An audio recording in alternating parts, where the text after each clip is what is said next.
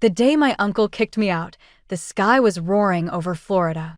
It wasn't just a summer shower, it was a full-blown downpour. Lightning forked across the sky, wind rattled the palm fronds, and rain came down in sheets, flooding the driveway before I'd even made it to the curb. He didn't even walk me to the gate. He just opened the front door, hurled my backpack onto the wet pavement like he was taking out the trash, and stood there glowering. "No niece of mine is going to waste her talent on some tech support job," he bellowed, shaking my resignation letter from the family accounting firm. The paper trembled in his fist. His voice bounced off the stone columns of our big house in Tampa, loud enough for the whole neighborhood to hear. "We're a family of professionals, Camila. Doctors, accountants, executives. We are not tech support." I watched my backpack land face down in a puddle. Muddy water seeped into the fabric. I knew the core idea for my fraud-fighting algorithm was safe in the cloud, backed up in 3 different places, but it still felt like a piece of me was drowning in that dirty water. Inside that bag was my laptop, my notebooks filled with code sketches, and the last little bit of comfort I had left from the home where I grew up. "Tia, please," I said quietly, looking past him to where my aunt hovered in the doorway. "The FinServ job is just a stepping stone. I have a real plan. A business plan." My uncle let out a bitter laugh that held no humor at all. "Camila Vega, you had a future. A partnership track at this firm. A wedding to Austin Ramirez. A respectable life with a respectable man from a respectable family. Not this silly startup nonsense." My aunt stood frozen in the doorway, biting her lower lip the way she always did when she was torn between loyalty to her husband and love for me. Behind her, I could see the gleaming foyer, the crystal chandelier, the family portraits lining the walls.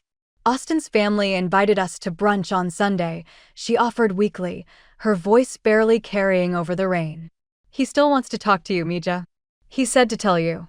"I canceled the engagement because I want my own career," I interrupted, my voice firmer now.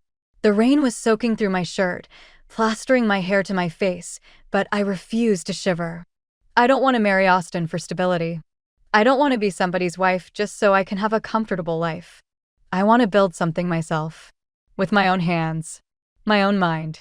My uncle's face went cold, all the heat of his anger freezing into something harder and more permanent. "So you're throwing away your Wharton degree to answer tech support tickets? To troubleshoot someone else's software? To be a nobody making peanuts in a cubicle?" If he had ever bothered to read my business plan, he would have understood. That tech support job was my way inside FinServ's system, my chance to study their architecture up close, to find the weaknesses in their fraud detection so I could build something infinitely better. But he never listened. He never read a single page. He just saw the words tech support and made up his mind. "Leave," he said, his voice like ice water. "You want to chase your dreams? Fine. Go ahead. Just don't come crying to us when it all falls apart and you're broke and alone. Don't expect us to catch you." "Mateo," my aunt whispered, taking one small step forward. He slammed the door in my face. Through the wood, I heard him say, "She's no niece of mine." I stood there in the pounding rain, my hands shaking at my sides. Water dripped from my chin, from my nose, from the ends of my hair. I couldn't tell if the wetness on my cheeks was rain or tears, and I decided it didn't matter. I walked to where my backpack lay in the puddle and picked it up. It was heavy, sodden, pathetic. But inside it was still my laptop. Still my notes. Still my future. That day, I lost my family. But I also started building something new. For 3 years, I had secretly written code in the dark hours of the night. For 3 years, I had sat through family dinners pretending to care about tax law and quarterly reports while my real work lived on an encrypted drive.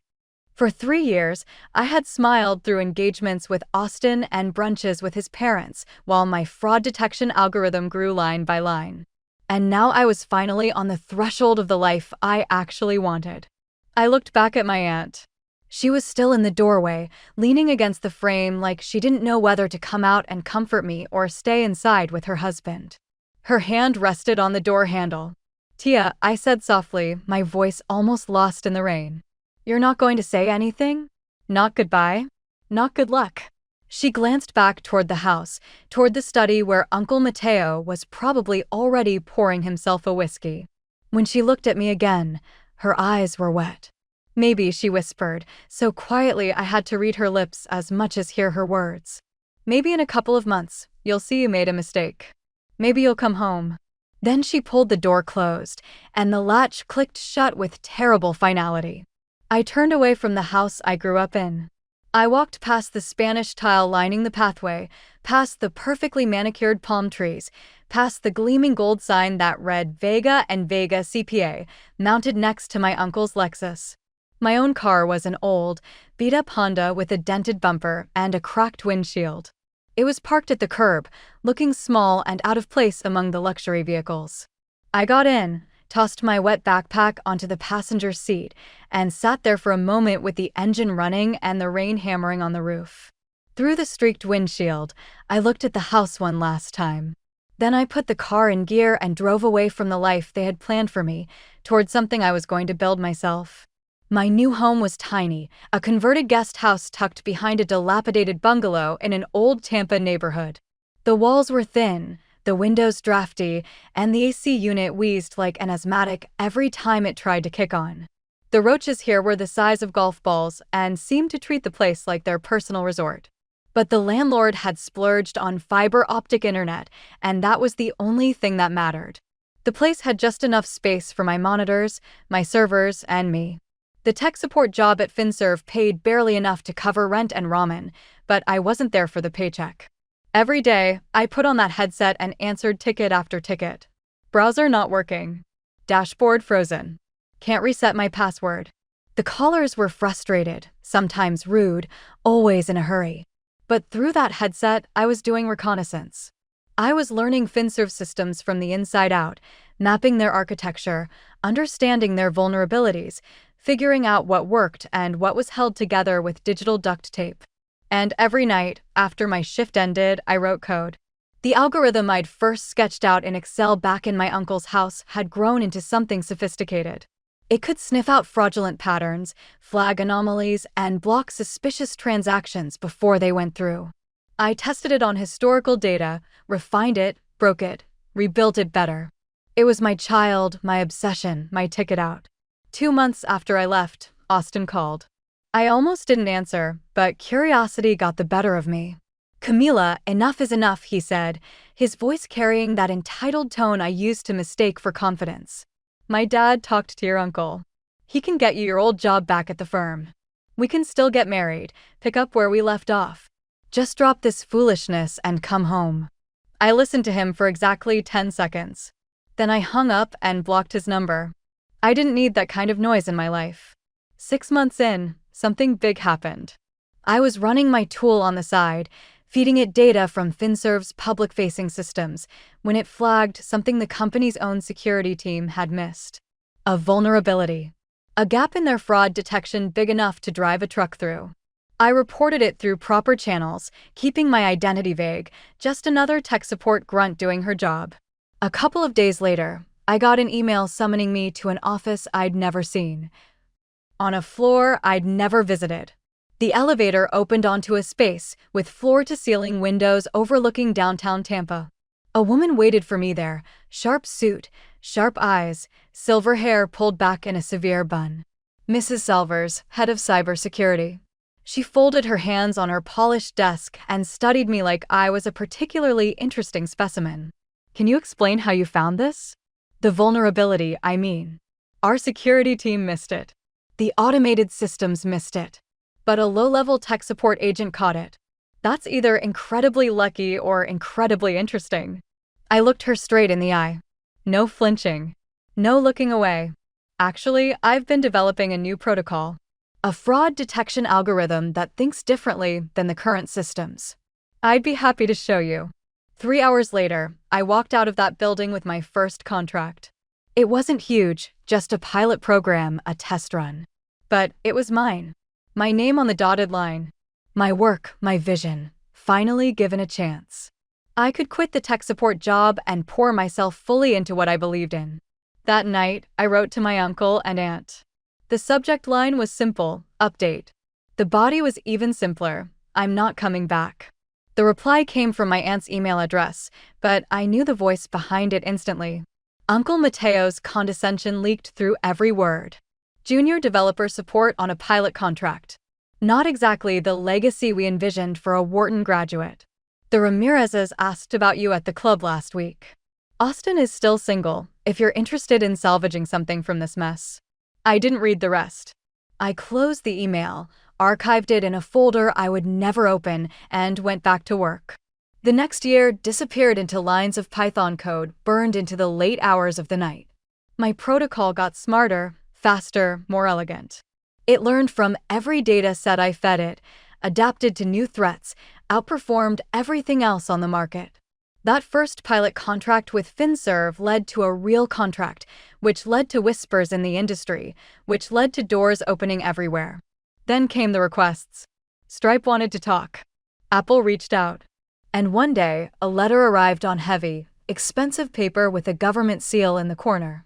Someone at the Department of Defense had heard about my work and wanted a meeting. I left the guest house for a small apartment, then a bigger one with actual working AC, and finally a sleek loft in Tampa's exploding tech district. I hired one developer, a brilliant kid just out of MIT who saw the vision immediately. Then 3 more. Then a whole team of 50, then 100. VegaGuard Systems was born. But I kept my name off everything. The website listed no founder. Press releases came from the company, not from me. Let the world think VegaGuard was the work of some anonymous genius, some shadowy figure in cybersecurity. I had my reasons. My aunt kept writing every few months, sending links to articles about local business associations, updates on Austin's budding political career, photos from family events I wasn't invited to. I saved every email unopened in that same folder. I don't know why. Maybe someday I'd want to read them. Maybe I just wanted proof that they hadn't forgotten me completely. Meanwhile, the offers poured in. Acquisition proposals from tech giants. Venture capital firms waving billion-dollar checks. Buyout offers that made my head spin. I turned them all down. I wanted control. I had earned the right to keep it. When the headlines started appearing about the mysterious founder of VegaGuard, I hired Isaac Hunt. He was charismatic, handsome, a born public speaker with an MBA from Stanford and a smile that worked on camera. He became the face of the company, doing interviews, charming investors, attending conferences. I stayed in the background, underground, exactly where I wanted to be.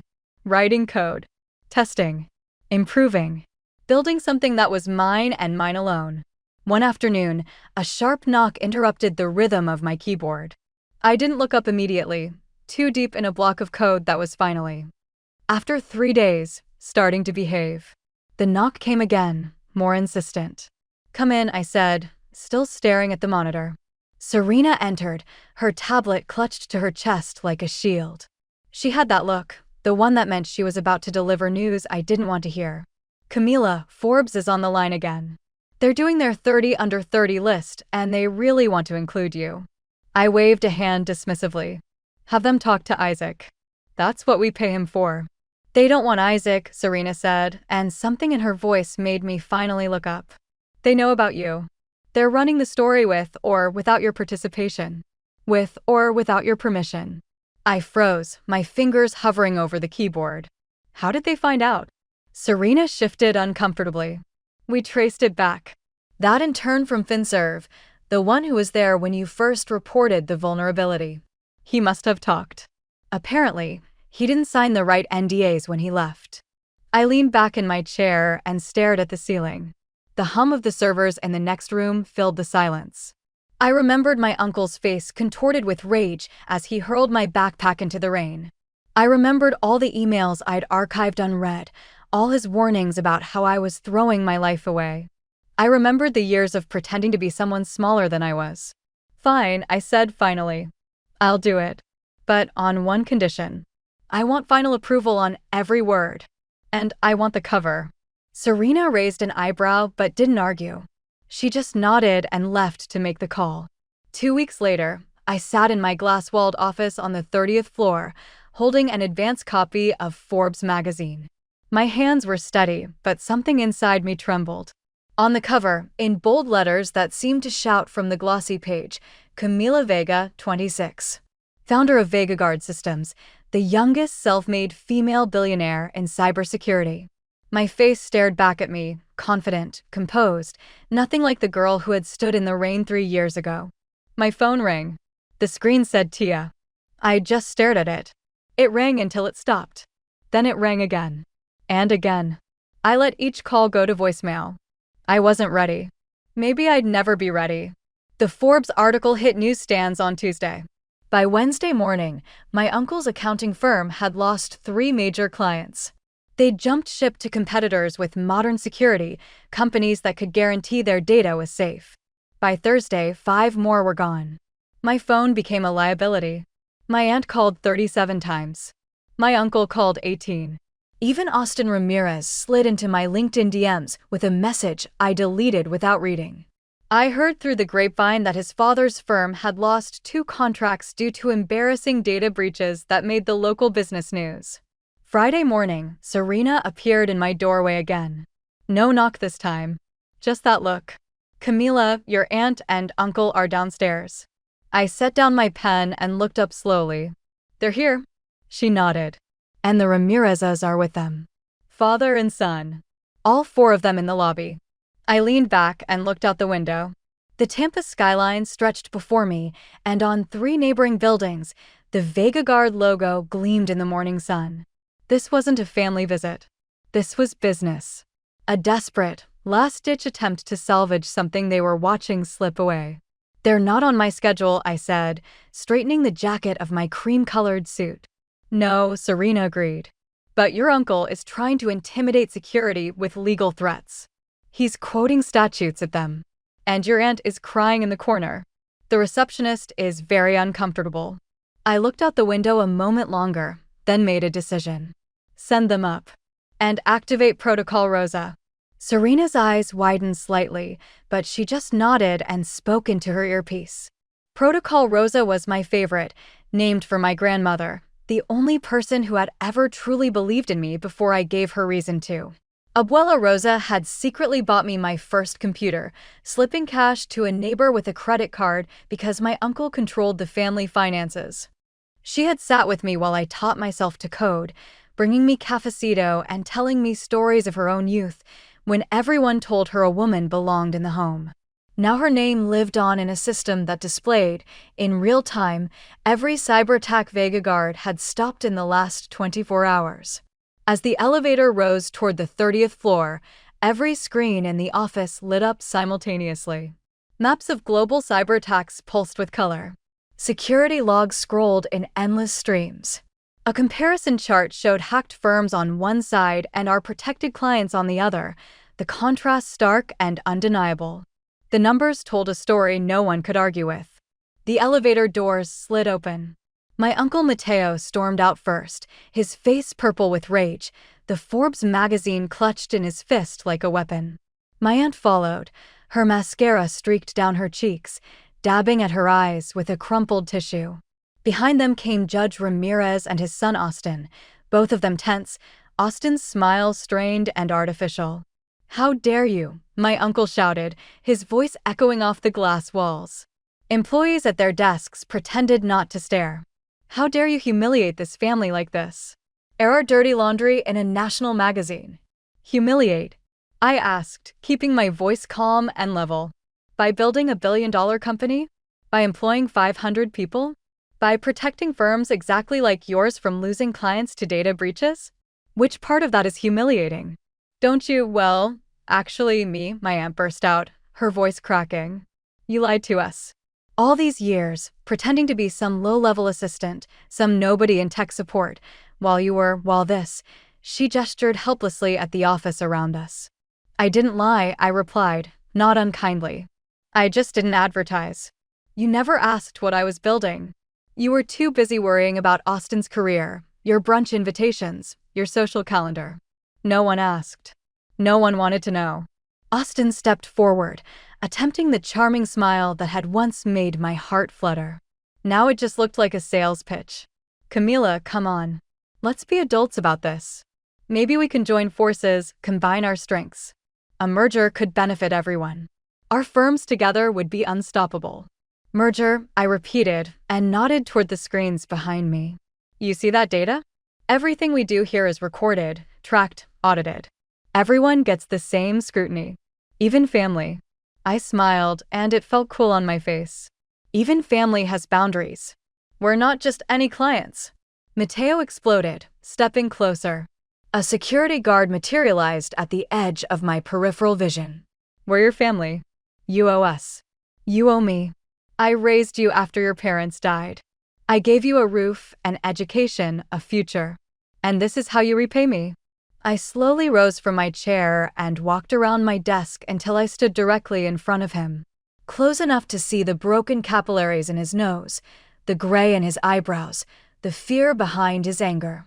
Let's talk about what I owe you for, I said quietly.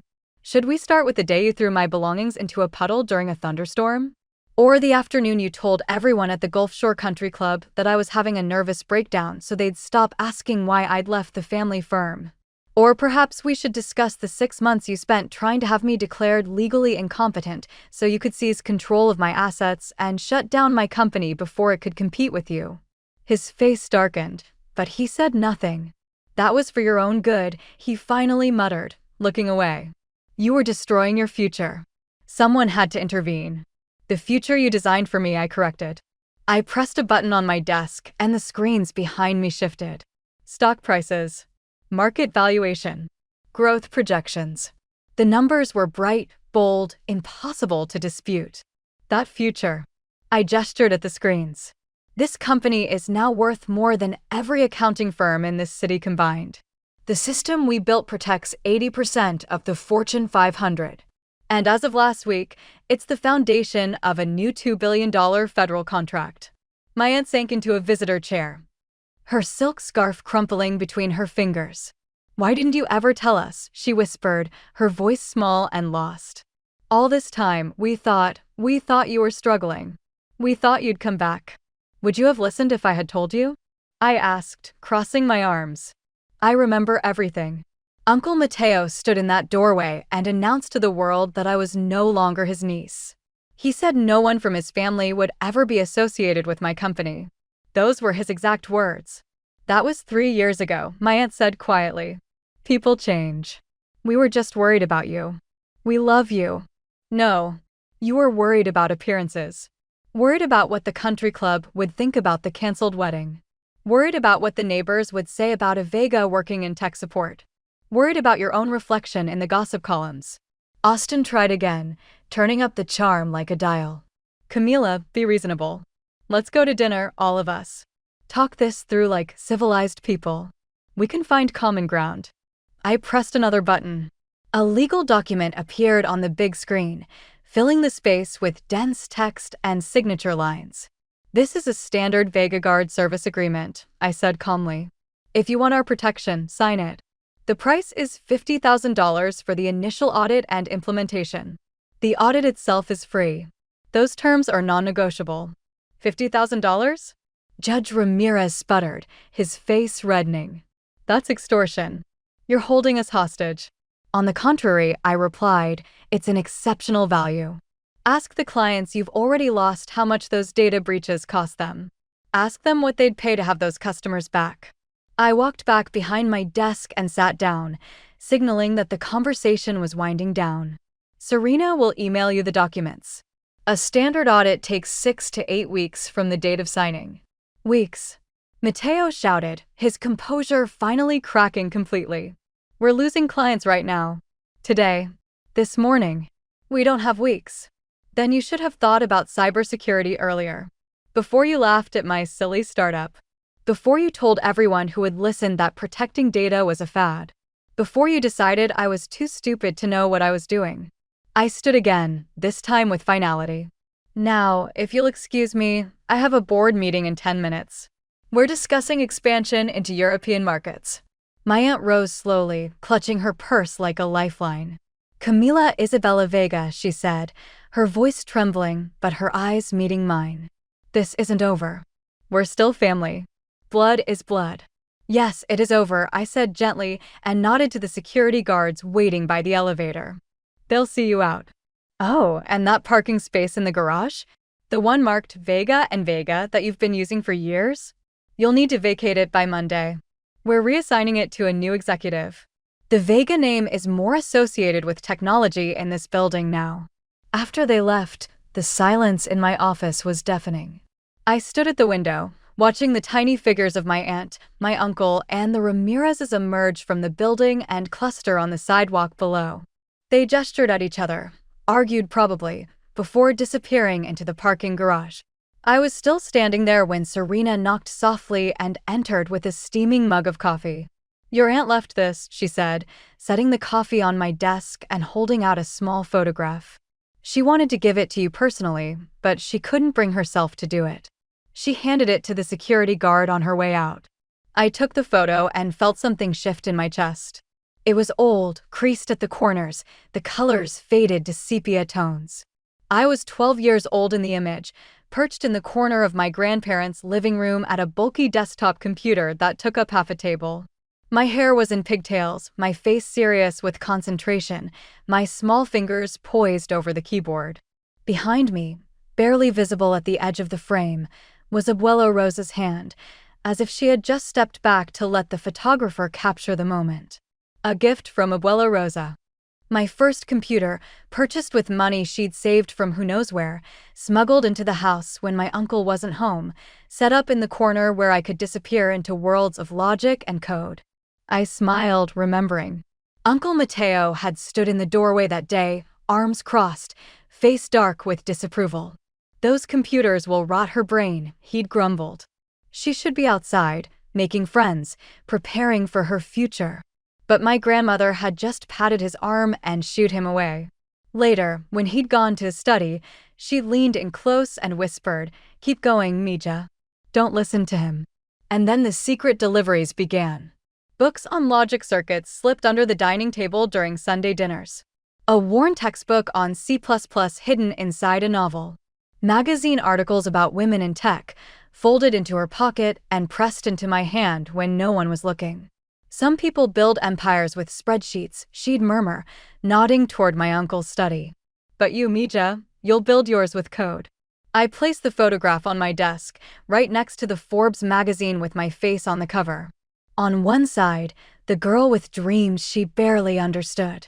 On the other, the woman who had made those dreams real. They looked at each other across 14 years. The following weeks brought a flood of attempts at reconciliation. My aunt wrote every single day, sometimes apologizing in rambling paragraphs, sometimes trying to negotiate family peace, sometimes slipping into subtle guilt-tripping about how hard it was for her, caught between her husband and her niece. I read the first few, then let Serena screen the rest.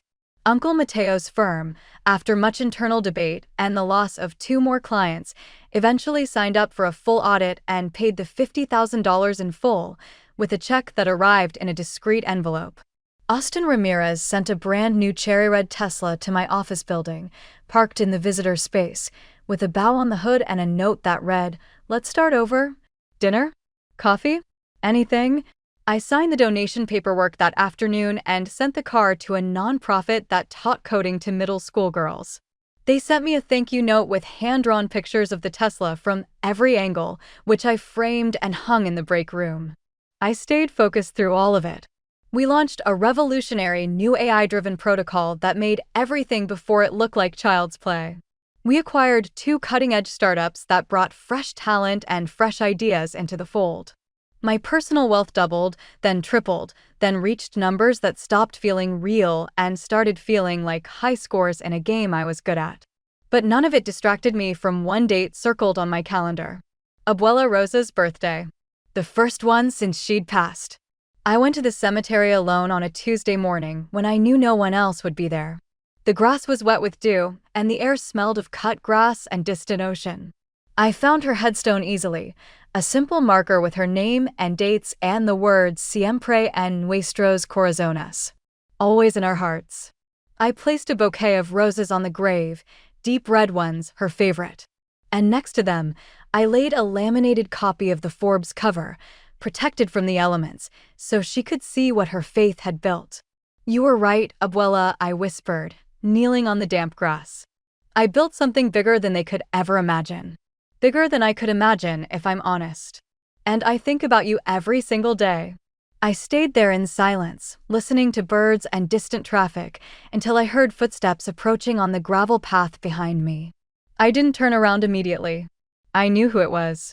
My aunt looked smaller than I remembered. Older. She wore no makeup, and her hair was pulled back in a simple ponytail instead of its usual careful styling. She clutched her purse with both hands and stood a few feet away, as if unsure of her welcome. "Those roses," she said softly, nodding at the grave. She always loved roses. "And that computer she bought you, that was her idea, you know. All her idea." I didn't find out until after she'd already ordered it. "I know," I said. Still kneeling. "She told me. She said you were angry." "I was," my aunt admitted. "I thought she was encouraging you to waste time on things that wouldn't matter. I thought," she stopped, swallowed hard. "I thought a lot of things. Most of them were wrong." I stood up and faced her. "She always said she believed in me, even when no one else did." My aunt nodded slowly. "She told me once that you had a fire in you. The same fire she had when she was young. I didn't see it then. I see it now." She reached into her purse and pulled out a photograph, holding it out to me with trembling fingers. It was me and Abuela, laughing together at the kitchen table, surrounded by a chaos of tangled wires, circuit boards, and computer parts. I remembered that day. We'd been trying to salvage an old desktop someone had thrown away, and everything that could go wrong had gone wrong. But we'd laughed through all of it. "She left this for you," my aunt said quietly. "And a letter. I was supposed to give it to you if you ever became successful. Honestly, I didn't think it would happen. Especially not in technology. I thought the letter would stay in my drawer forever." I took the photograph and the envelope. My name was on the front in Abuela's familiar handwriting, the loops and curves I'd seen on 1,000 birthday cards and notes slipped under my pillow. I opened it carefully, afraid the paper might crumble, and read, "Mija, if you're reading this, you've already proven them wrong. All of them. I always believed you would.